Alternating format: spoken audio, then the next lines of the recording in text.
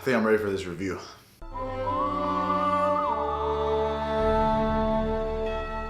What's up, guys? My name is Alec Garza. Thank you for clicking this video. Today we're talking about Aquaman. Was it good?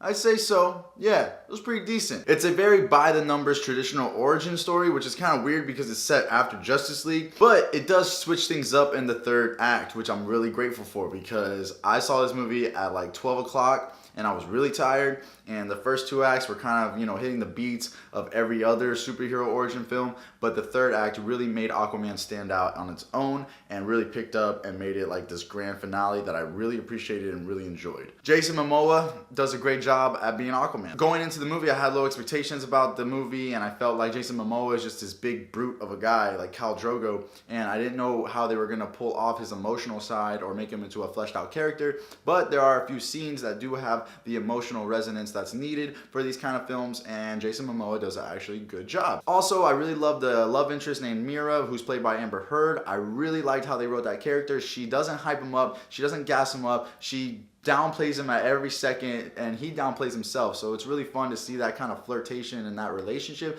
because most of the time the love interest is like, oh, I believe in you, oh, you're gonna do great things, you know. And I mean, there's some of that, but for the most part she's just dogging him the whole time in the beginning, and I really enjoyed that. And I'm not gonna lie to you, this movie really felt like DC's version of Thor. You have this big brute guy who's handsome and buff, and he's a fish out of water, no pun intended, and he has to go get this powerful weapon that's made for only the true person who can hold it, just like Thor's hammer. Not only that, Asgard and Atlantis have a lot of similarities. Like, they're both these great kingdoms and great civilizations that, you know, exist outside of the human world, and they have their own problems and they have their own cultures, and it's interesting to see that. And you also have the brother aspect. You know, Thor has Loki, his half brother, who's a villain, and in this movie Aquaman's half-brother is the villain. But it's still different enough that it's not a complete Thor ripoff, because Aquaman cusses a little bit more, and you really feel like the family dynamic between his parents and him is a little bit more fleshed out than Thor's parents. James Wan does a really good job at directing this film. However, there are scenes that feel like Zack Snyder made them in terms of the CGI. I can't stand when they use CGI locations. I can't stand that shit. Like, just go film in the actual location. Like, why cut corners? Why? I don't understand. Half of the film is underwater and is completely CGI. Totally understand that. Those scenes look great. It makes sense. How else are you gonna film those scenes? But other scenes that could be filmed on land, they choose to do CGI sets, and I'm just like, it baffles me. It really takes you out of the experience. It doesn't feel realistic. And then when you do see an actual shot that's shot on location, you're like, oh wow, that looks way better. It's like day and night. Another problem with the CGI is in the beginning when they show Aquaman's parents meeting and falling in love and their little story. It is ridiculous how they made their faces. Their faces look fake as hell, and I totally understand because they try to make them look younger, but it just really looked uncanny and weird, and me and my brother were just like, what's going on with their faces?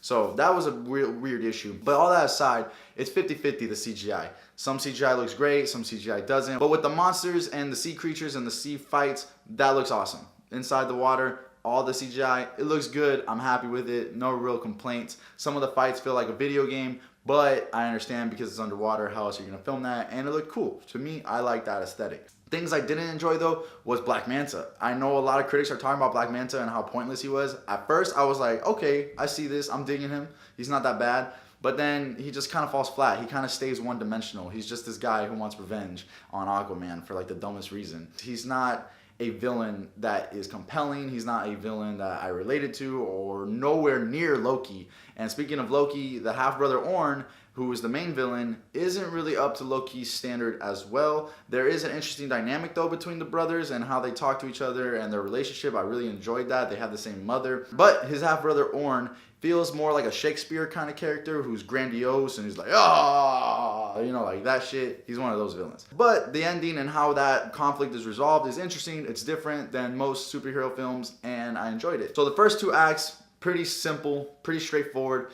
just like any other superhero origin film. But the third act really brings it all together, really sets the bar a little higher than most films do in their third act, because the third act really made it stand out as its own. There's no scene in the third act that I'm like, oh, I've seen that in another movie, or I'll see that in another movie. No, it's completely Aquaman's film in the third act, and I really enjoyed that, and I really appreciated that. And the third act features one of the best romantic kisses in a superhero film I've seen of all time, and it was really cool to see that kiss, because the background, it feels like almost like it's in space, like a Star Wars film or Guardians of the Galaxy. Also, when the Trents show up or the creatures from the depths show up, the cinematography and some of the shots there were amazing. Like, you'll see some of the shots and be like, wow, that's imagery at its finest. So with all that being said, I give this movie a 7 out of 10. For an Aquaman film, I can't really complain. I went in there with low expectations and it exceeded my expectations, you know?